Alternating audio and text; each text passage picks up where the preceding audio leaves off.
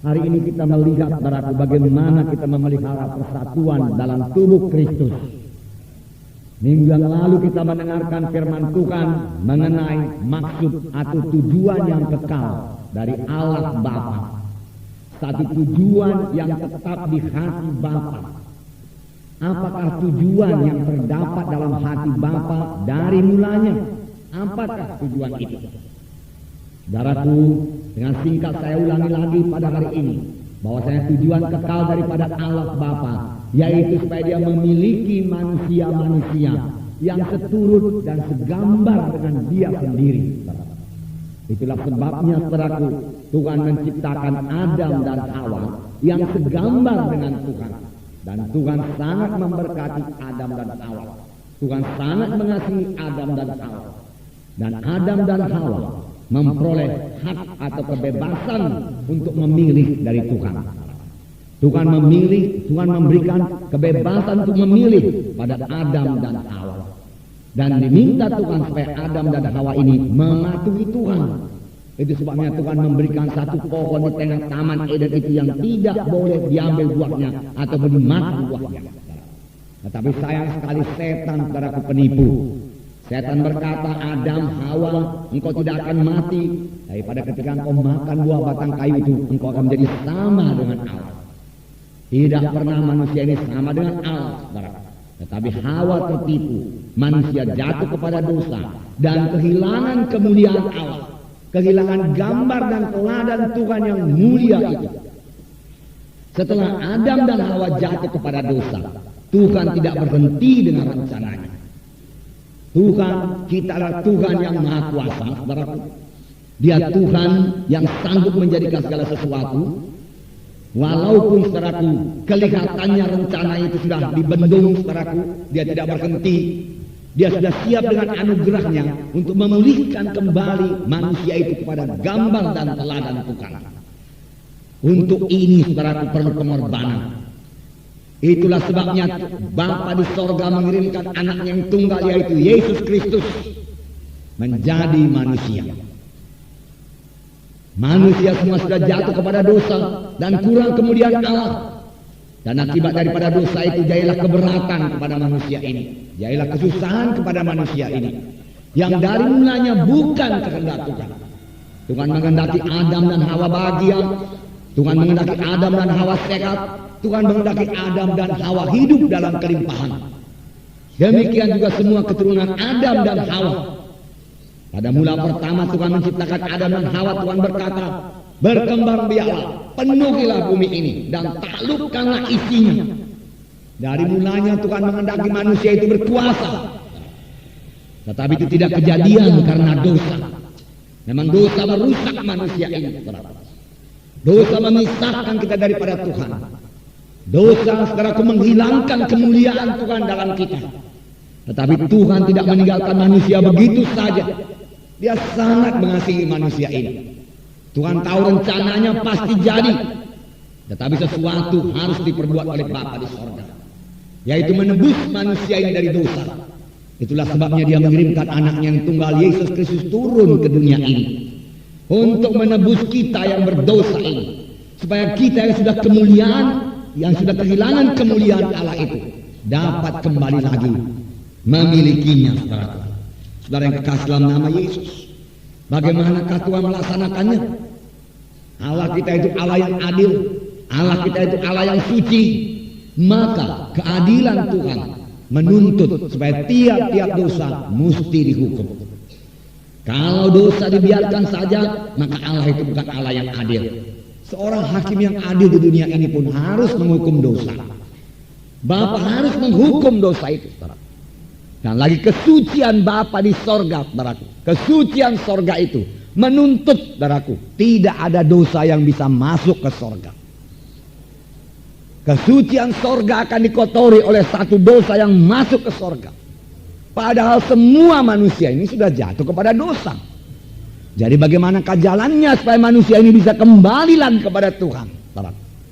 Harus ada seorang yang dikorbankan. Dan ini memang sudah diterangkan Tuhan dalam perjanjian lama melalui nabi-nabinya.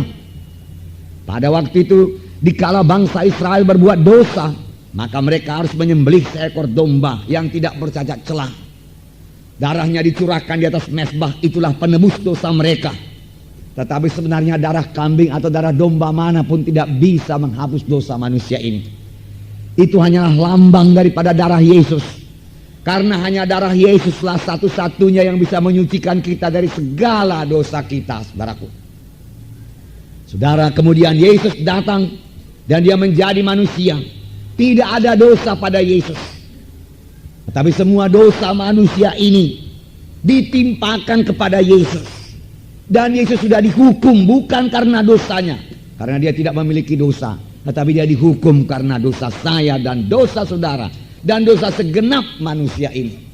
Itulah sebabnya anak Allah itu, saudaraku, bergumul di Getsemani.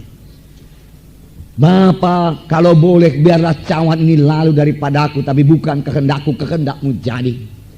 Sebenarnya Yesus berkata, Bapa, kalau ada jalan yang lain supaya manusia ini bisa selamat dan sampai ke sorga, marilah kita tempuh jalan itu. Janganlah aku menanggung dosa yang begini keji dari seluruh manusia ini. Tetapi Bapa berkata, tidak ada jalan lain, anakku. Kalau engkau tidak memikul dosa manusia, semua manusia akan ke neraka. 3 kali Yesus berdoa. Pada kali yang ketiga Tuhan Yesus berkata, jikalau tidak ada jalan lain Bapa, melainkan aku harus menanggungnya juga, biarlah ku tanggung semua dosa manusia.